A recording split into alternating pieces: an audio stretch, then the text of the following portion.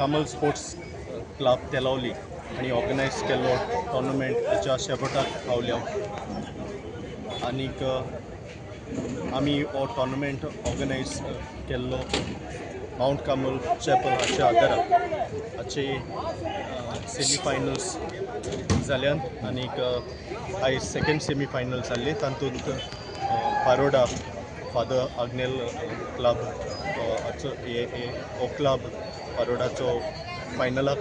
पावला तशेंच पयल्या सेमी फायनलाक आसोल्डा हो क्लब